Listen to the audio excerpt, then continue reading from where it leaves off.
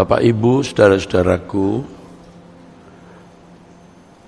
setelah kita semakin memahami target rohani yang harus kita capai, maka terasa betapa berat pelayanan ini.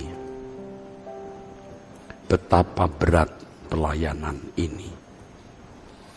Kalau hanya mengantar saudara menjadi orang Kristen yang setia sebagai orang Kristen yang hadir di dalam kebaktian setiap hari Minggu, maka pelayanan bukan sesuatu yang sulit. Tetapi kalau mengantar saudara-saudara menjadi anak-anak Allah yang berkenan di hadapan Tuhan, itu hal yang sulit dan benar-benar berat. Jangankan membimbing orang lain, saudara. Membimbing diri sendiri saja juga sudah berat.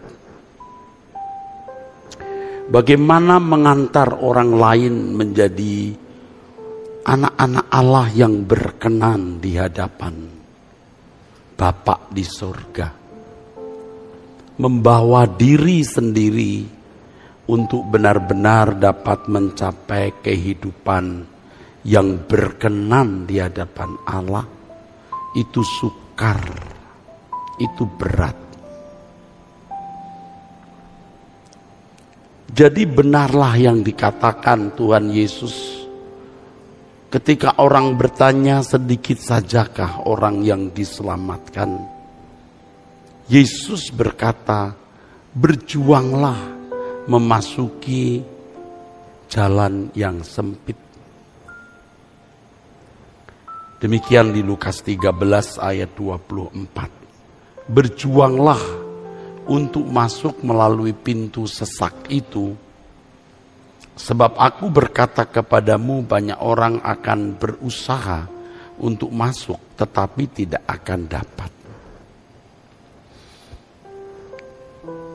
Bagaimana kita bisa mengukur bahwa kita sudah mencapai kehidupan yang semakin berkenan di hadapan Allah? Tentu saja saudara-saudaraku, kita harus membawa diri kita di hadapan Tuhan setiap hari di dalam doa. Artinya kita minta agar Tuhan mengoreksi diri kita. Tetapi ada satu ciri, saudara, satu ukuran yang dapat juga kita gunakan sebagai parameter sampai di mana keberkenanan kita di hadapan Tuhan.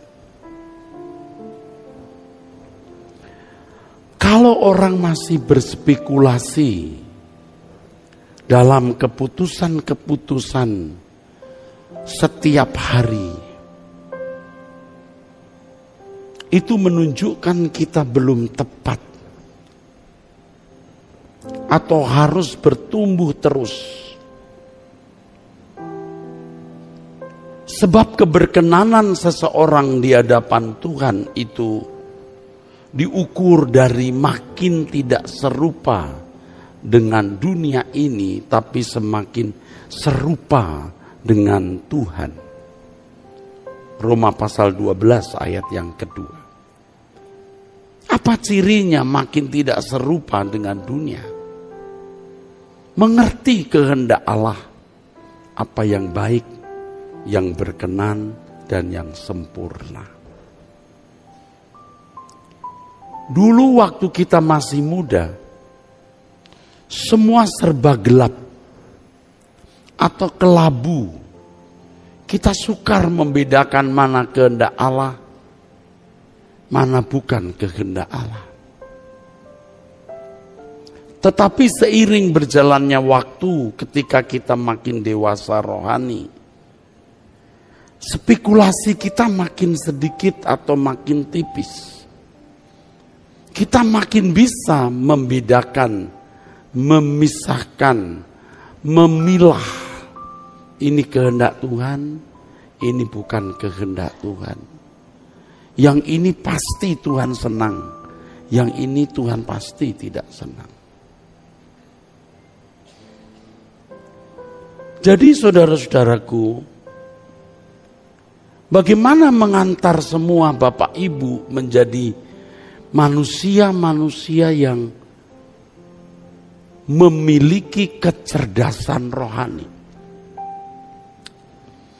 Kalau pakai bahasa psikologi Kristen namanya spiritual quotient.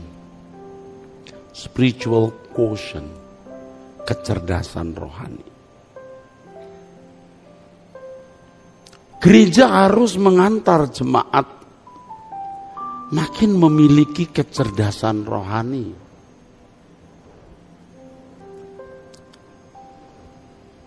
Jadi jemaat makin sedikit bingungnya. Makin sedikit spekulasinya. Seiring berjalannya waktu, bertambahnya usia, dia makin mengerti kehendak Allah. Apa yang baik, yang berkenan, dan yang sempurna. Tentu masing-masing saudara sesuai dengan umur biologis. Umur biologis itu diukur dari hari kelahiran saudara.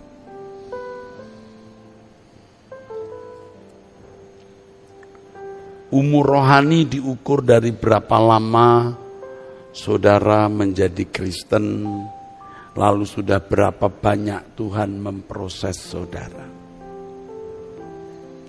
Ya, selain berapa lama ikut Tuhan Yesus, juga berapa lama Tuhan proses saudara. Dan yang ketiga, bagaimana situasi hidup yang diberikan Tuhan kepada masing-masing orang, karena yang diberi banyak dituntut banyak.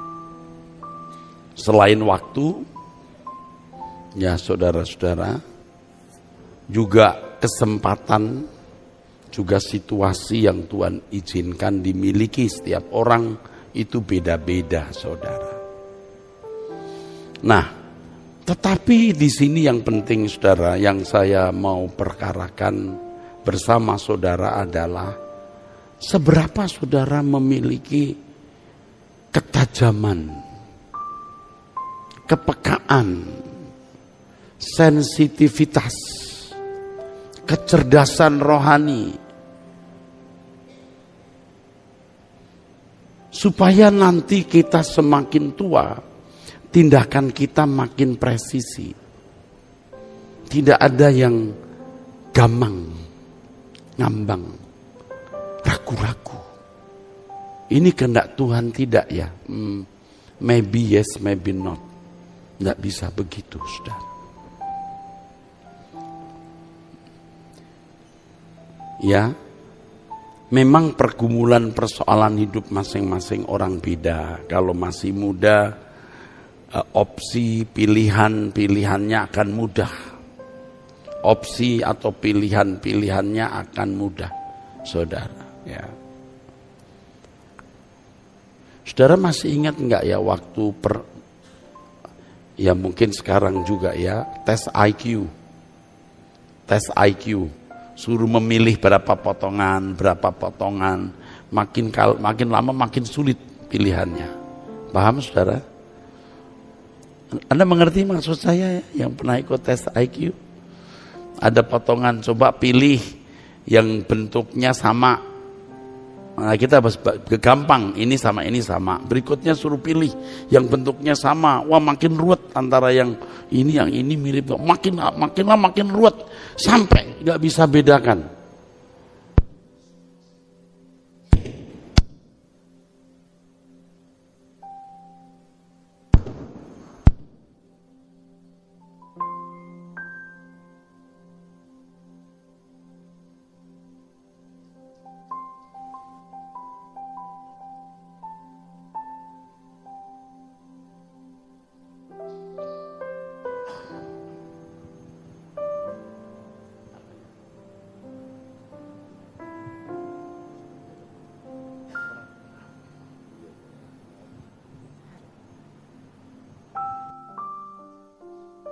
saudara, maaf, seperti ada bola basket.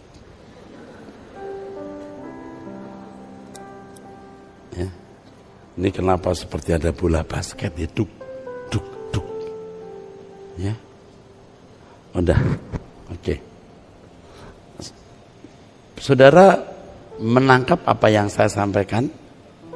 Ya, waktu tes IQ dulu kan kita suruh pilih, ada misalnya 2 kelompok, 2 klaster. Coba pilih mana yang sama atau mana yang beda. Mungkin ada banyak jenisnya. Tapi nanti makin lama ini pilihannya makin sulit ini. Karena mirip. Demikian pula kita, saudara. Tuhan mengajari kita memiliki kepekaan. Mengerti kehendak Allah, apa yang baik, yang berkenan dan yang sempurna. Nah, tapi jujur saja saudara, dari pengalaman hidup ya, banyak orang biar makin tua makin bingung. Makin tua juga makin bingung. Bahkan masih bertanya-tanya, apakah bisa ya orang mendengar suara Tuhan?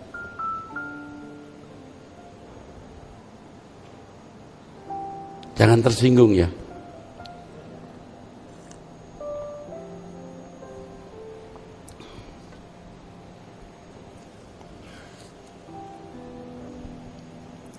Saya seperti saudara manusia. Dan jangan berpikir dengan sekolah atau studi di sekolah tinggi teologi atau di seminari Alkitab, saya pasti memiliki kepekaan lebih dari saudara. Itu salah. Justru seringkali yang sekolah di sekolah tinggi teologi makin bebal. Karena dia membangun bangunan berpikir yang didasarkan pada format-format teologi. Dari buku yang dia baca, ya, dari latihan dia dialog, diskusi, berapologet, berbantah atau membela iman Kristennya. Justru terbangun konstruksi berpikir yang berangkat dari penalaran. Berangkat dari penalaran. Dia lebih banyak ke olah nalar. Saya tidak katakan sekolah tinggi teologi itu salah ya saudara. Tetapi sekarang setelah umur saya cukup banyak dan dalam perjalanan hidup saya lama di sekolah tinggi teologi, benar-benar saya menemukan kenyataan bahwa lulusan STT justru mekanisme berpikirnya lebih pada rasionalisme. Kok susah yang jelasinnya? Amin, saudara. Saya gantikan begini, saudara. Saya bedakan dengan jemaat yang tidak pernah sekolah tinggi teologi tapi duduk diam di kaki Tuhan, rajin berdoa tiap pagi. Dia biasa membangun konstruksi berpikirnya dari kepekaan berdoa. Ya memang harus diakui orang seperti ini terbatas. Sebab bagaimanapun penalaran atau logika ya itu perlu. Ya apalagi penalaran terhadap isi Alkitab. Tetapi tidak boleh menjadi rasionalisme ya, lalu tidak mengandalkan pengalaman berjumpa dengan Tuhan. Sehingga dilahirkan teolog-teolog yang cakap berbicara, cakap berdebat, cakap berargumentasi, tetapi budak terhadap suara Tuhan. Biasanya orang-orang seperti ini kurang peka dengan perasaan orang. Bapak Ibu nangkep? Sombong, memandang rendah orang yang tidak berteologi.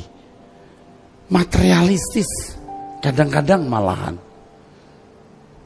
Tidak malu ribut gitu saudara. Di sidang sinode, di kumpulan para pendeta, di lingkungan sekolah teologi saling menjatuhkan. Ini bukan saya karang. Dari situ saya belajar. Kita harus membangun konstruksi berpikir dan mekanisme berpikir dari perjumpaan dengan Tuhan plus pengetahuan Alkitab yang tepat, baru cerdas. Maka saya sebagai pelayan saudara harus berkhotbah, memberikan masukan, input, ya, pengetahuan Alkitab yang benar, plus mengajak saudara untuk bertemu Tuhan. Saudara bertemu dengan Tuhan, supaya saudara memiliki kepekaan terhadap kehendak Allah. Dan itu harus merupakan pengalaman real, saudara. Jangan semakin tua, Anda semakin budak. Makin tidak pernah mengerti suara Tuhan itu bagaimana.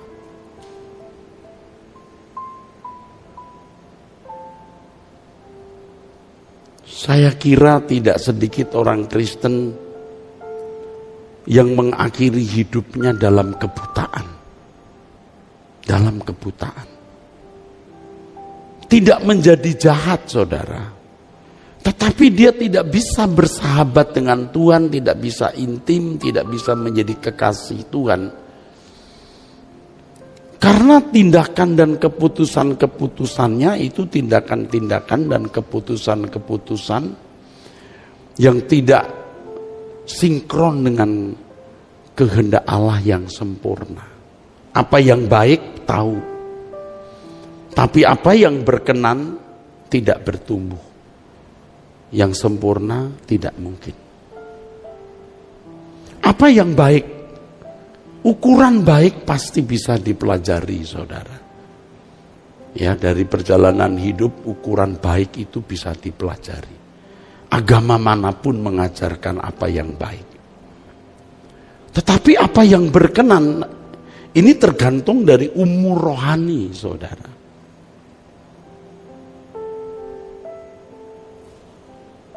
Kalau seorang anak umur 5 tahun, ini ilustrasi yang sering saya kemukakan, disuruh menghitung 1 sampai 10, berkenan, orang tuanya senang. Tapi belum sempurna. Dia harus bertumbuh terus sampai nanti bisa menyelesaikan soal-soal matematik yang rumit, sampai bisa pegang perusahaan, bisa melihat neraca pembukuan. Itu sempurna nanti. Ya. Jadi bicara apa yang baik, semua agama mengajarkan. Dan orang bisa memiliki ukuran apa yang baik dan apa yang jahat. Tetapi Tuhan mau melatih kita untuk menemukan apa yang berkenan di hadapan Tuhan. Dari keberkenanan 1, keberkenanan 2, keberkenanan 3, kalau saya boleh menggunakan lambang angka ya saudara. Sampai sempurna, baru itu sempurna. Jadi bisa mengerti kehendak Allah apa yang baik pun dihargai Tuhan. Tapi yang berkenan ini bicara soal kedekatan dengan Tuhan. Tuhan melatih setiap orang untuk bisa memiliki kecerdasan rohani. Maka Allah bekerja dalam segala sesuatu mendatangkan kebaikan. Diberi pencobaan, diizinkan menghadapi masalah, ruwet. Tapi dia harus belajar mengerti kehendak Allah. Harus bertanya, Tuhan apa yang harus kulakukan. Dari keruwetan 1, keruwetan 3, sampai sesuai dengan umur rohani dia punya presisi. Sebab kehidupan kita akan berlanjut di langit baru, bumi baru. Dan Alkitab mengatakan, dan ini kita harus percaya, kalau tidak ya sudah selesai, khotbah saya tidak usah didengar, bahwa kita akan memerintah bersama dengan Tuhan Yesus, melanjutkan kehidupan society atau masyarakat di kerajaan surga. Beri tepuk tangan, saudara. Jadi 70 tahun umur hidup kita, 80 tahun umur hidup kita ini sekolah kehidupan. Saya sendiri juga mengerti apa artinya sulitnya menjadi seorang yang mengerti kehendak Tuhan. Betapa sulitnya. Sampai menjadi seorang yang berkenan kepada Tuhan. Nah, betapa konyolnya kalau orang merasa cukup menjadi Kristen, ke gereja hari Minggu, pulang lalu menjalani hidup seperti manusia lain. Dia tidak punya pengharapan untuk di masyarakat yang akan datang, di langit baru, bumi baru, memerintah bersama Tuhan Yesus. Roma 8 ayat yang ke-17. Dimuliakan bersama Yesus memerintah. Kalau saudara tidak tertarik, ya selesai sudah. Kumpulkan harta di dunia, mati Anda tidak bawa apa-apa. Sudah. Dan sekarang membongkar pikiran orang juga sudah sulit. Apaan sih? Langit baru, bumi baru, dimuliakan bersama Yesus, memerintah bersama Yesus. Apa sih? Absurd banget. Tetapi Tuhan Yesus justru mau bawa kita ke situ. Kamu yang selalu bersama-sama dengan aku dalam segala pencobaan, aku menetapkan hak-hak kerajaan kepadamu. Itu belum lagi ayat yang lain, kamu akan memerintah bersama dengan aku, kamu akan jadi raja-raja, dan seterusnya. Nah, setan menutupi rahasia kehidupan seperti ini. Toh di dunia juga nggak terlalu senang, saudara. Saudara memiliki separuh kekayaan orang Jakarta pun juga berapa lama sih saudara bisa genggam? Tidur pun juga perlu 2 kali 3 atau 2 kali 2. 2 kali 3 kebanyakan. Makan juga 1 piring, 1,5 piring. Makin tua juga makin dikit yang banyak pantangannya. Kan gitu, saudara.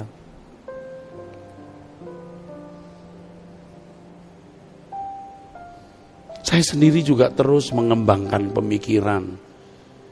Belakang langit biru, saya kobarkan hati saya, padang hijau yang tak bertepi. Kalau tidak begitu saya juga bisa duniawi, saudara. Saya banyak daging yang masih menuntut untuk dipuaskan ini. Laki-laki punya mata ya pengen punya barang-barang. Tapi aku memilih hidup suci, aku memilih langit baru, bumi baru. Maksa. Karena kita maksa terus, lama-lama kita bisa betul-betul memilih Tuhan. Jadi kalau you tanya saya, Re, kamu tanya jadi om maksa? Maksa. Kalau nggak maksa nggak bisa. Kalau sudah pulang pelayanan capek, sepi, belum diomeli orang, gue nyari apa sih gitu loh. Hah? Nyari apa gue? Tapi kalau kita ingat hidup ini singkat, orang datang silih berganti, hidup mati, lahir lagi. Aku juga seperti itu, seperti uap, sekejap nampak lalu lenyap. Seperti bunga rumput yang pagi merekah, sore mati.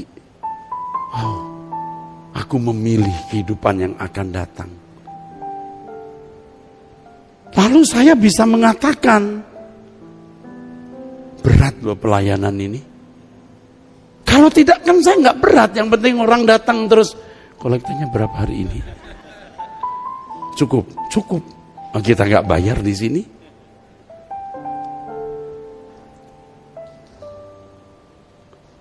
Tapi kan yang saya pikir bukan itu. Yang saya pikir tuh kalau saudara nanti dipanggil Tuhan, saudara itu baru lihat, wah ternyata ada kehidupan yang seperti ini ya. Kok saya tidak tahu? Kamu maunya kemana? Sitikon. Mana pendetanya? Bisa digebuki bareng-bareng saya. Tapi saya sudah beritahu, lalu saya berkata, I told. Saya sudah beritahu. Nah saudara, logikanya begini loh Bapak Ibu. Di sini tidak ada satu unsur kalimat di mana saudara diperdaya. Dimintain duit. Didorong-dorong memberi persembahan. Jangan lupa perpuluhannya saudara. Kalau tidak nanti rezekimu seret. Kalau sudah bulan Januari, jangan lupa itu milik Tuhan. Sulung itu. Soal nanti saudara mau utang pinjol, mau untuk apa terserah, tapi kasih dulu. Nggak ada di sini, nggak ada. Amin. Nggak ada saudara. Anda naik lift juga, liftnya bagus, parkirnya ya luas, disambut oleh dewasa muda yang cantik-cantik dengan senyum. Lalu untuk apa? Semua berpulang kepada gembala senior. Maksud saya apa? Saya mau mengajak saudara mengerti apa itu kehidupan. Cuman itu saja. Sudah 1/4 abad Pak Jonas bersama saya. Betul nggak Pak? Dari tidak punya anak meninggal sampai anaknya main gitar. Saya nggak tahu dia ini ngapain ya. Main gitar, main ini. Semua serba bisa kamu nak. Waduh nggak. Main gitar. Cuman yang belum bisa kamu satu nak. Gantiin Om Eras di sini. Suatu hari nanti. Main gitar, ini kameramen, sound system. Waduh. Dan saudara kalau mendengar kesaksian Pak Jonas luar biasa. Waduh, mesti tahu itu. Bagaimana anak cacat. Sekarang 2 anak, satu sudah punya cucu, satu gagah ganteng. Belum punya pacar ya nak? Belum. Jadi kamu saya promosikan, kau bayar saya kamu. Emangnya gratis iklan ya? Luar biasa kan Pak, kesaksian beliau ini. Dulu didorong pakai kursi Pak ya. Waduh, meninggal. Tragis. Tengah malam ingat gak ya? Yang saya mau pergi keluar kota, saya tengah malam udah tidur di rumah sakit. Di bawah saya datang cuman mau mengunjungi, lalu saya minta maaf besok saya harus keluar kota atau luar negeri, saya lupa tuh. Udah. Lebih menyedihkan lagi Pak Timotius Tan. Sampai umur berapa ya?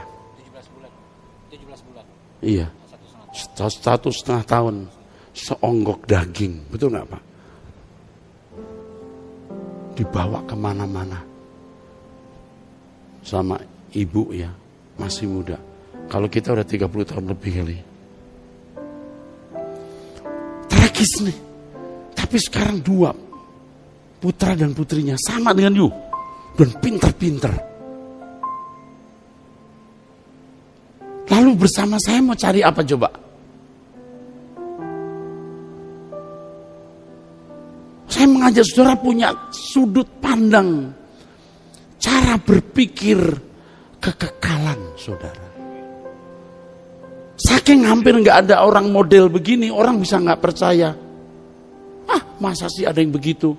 Ya udah, jangan ngomongan sama kita.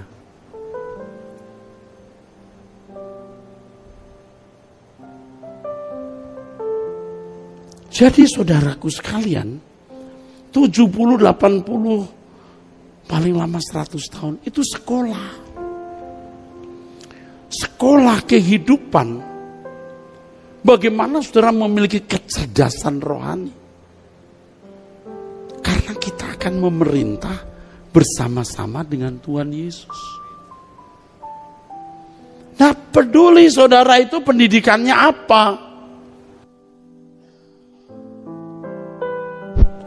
Tidak dibutuhkan ijazah, uang. tetapi hati yang tulus.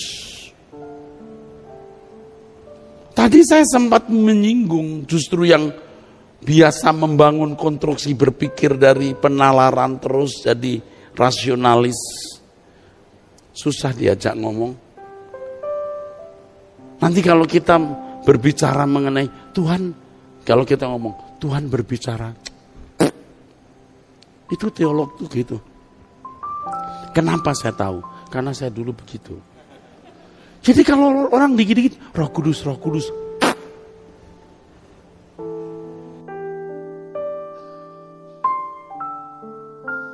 semua dilogikakan. Mengerti maksudnya? Anda ngerti maksud saya? Bukan merendahkan teolog. Teolog itu harus kalau seorang pembicara. Tapi bergaul dengan Tuhan, membangun konstruksi berpikir dan mekanisme cara berpikir yang dipimpin Roh Kudus, itu mutlak. Dan saya tentu bertanggung jawab, harus bertanggung jawab, mengarahkan saudara memiliki kecerdasan itu. Sehingga bisa mengerti kehendak Allah, apa yang baik, yang berkenan, dan yang sempurna saudara.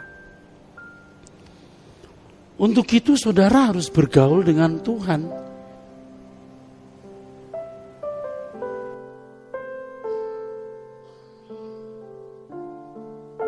Sering orang tanya, termasuk di Abam, Pak saya mimpi begini, apa artinya? Wah, dipikir sampai kamfok. Apakah ada buku primbon? Digigit ular artinya, dikejar anjing artinya, rumah kebakar artinya, gigi copot artinya.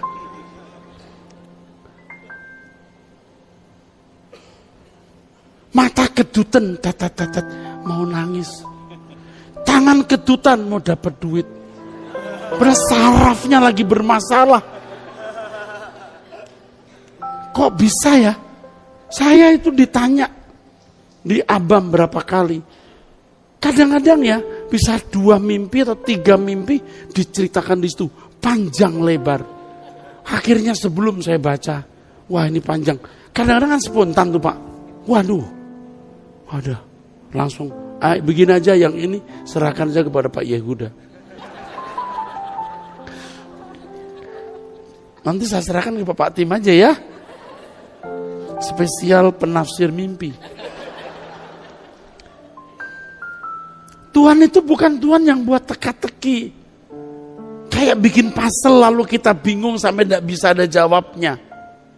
Saya saja kadang-kadang mimpi yang saya tidak tahu maksudnya apa. Duh apa ya artinya? Lo jangankan gua aja bingung. Tapi setiap orang itu pasti diberi Tuhan kepekaan. Jadi kalau Anda mimpi tidak tahu maksudnya, sudah doa tanya, Tuhan mimpi ini maksudnya apa?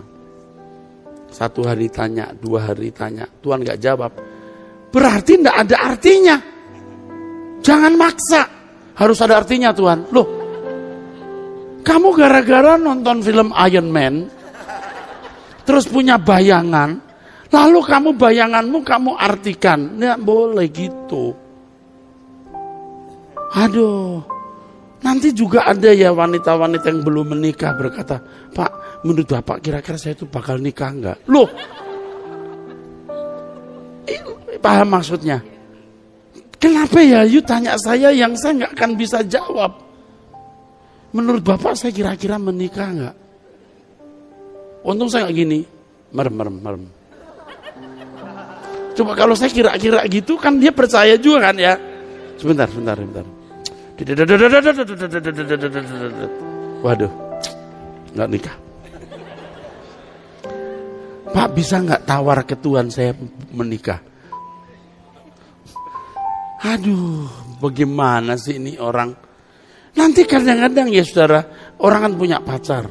Pak, ini wajah pacar saya. Menurut Bapak orangnya baik enggak? Loh,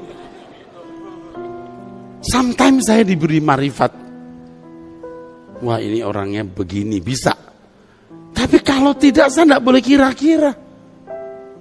Maksud saya begini, Tuhan tidak mungkin tidak beritahu kamu. Ini nasib kamu, aku yang menentukan. Enak aja loh. Wah itu ya, kalau saya sudah ditanya, Pak kira-kira saya bisa nggak menikah sama orang ini? Wah saya ngeri itu. Saya bukan Tuhan yang tahu hari esok. Sesekali Tuhan beri marifat bisa. Tapi saya tidak boleh sembarangan begitu.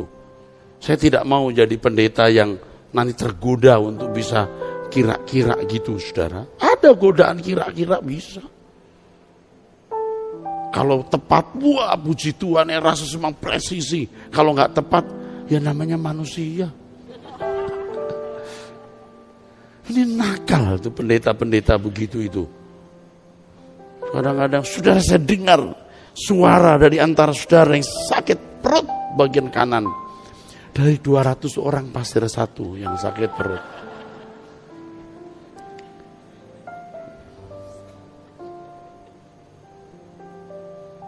Oke, saya teruskan. Saudara jangan jadi jemaat yang, maaf boleh nggak saya gunakan kata blow on?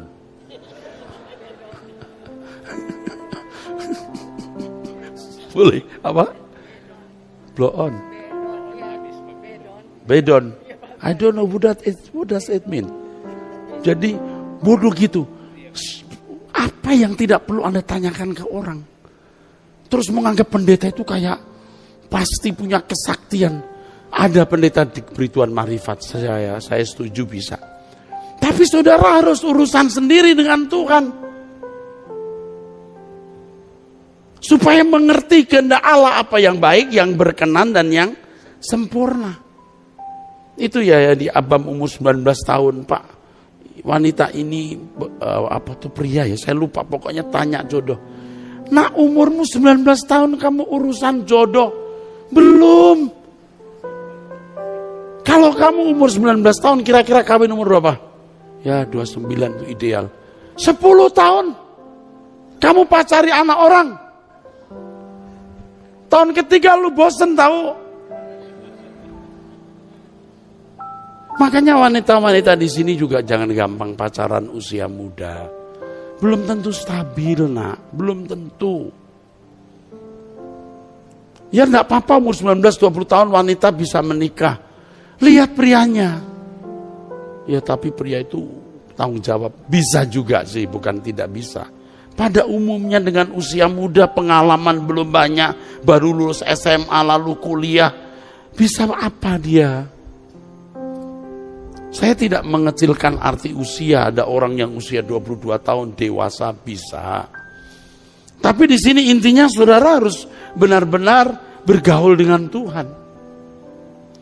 Ini masalahnya bukan sekedar supaya saudara jangan salah pilih pekerjaan, bukan sekedar tidak salah pilih jodoh, tidak salah pilih tempat tinggal. Ini berapa kali juga orang tanya, Pak, menurut Bapak bagus nggak kalau saya jadi imigran? Wah, apalagi kalau sudah menyangkut soal masa depan begitu. Saya bagaimana mau menjawabnya? Tanya Tuhan. Terutama bagi yang muda-muda ya. Yang sekarang mungkin sedang pacaran usia muda. Saya tidak melarang kamu ya.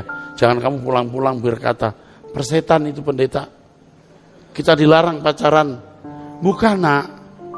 Saya tidak mengatakan tidak boleh. Pertimbangkan.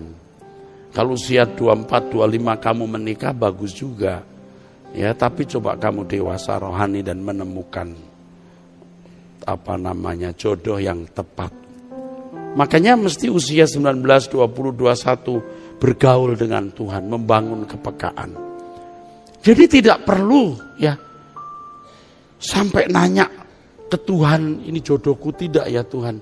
Saudara ketemu pria langsung scanningnya cepat. Bukan. Mestinya begitu. Begitu ketemu pria baru ngobrol. Wah bukan. Ketemu pria. Maybe. Bergaul dulu. Dan Tuhan pimpin saudara di situ. Ini bukan hanya menyangkut tidak salah pilih jodoh, tidak salah pilih pekerjaan atau profesi, tidak salah pilih tempat kerja, tetapi menyangkut kekekalan.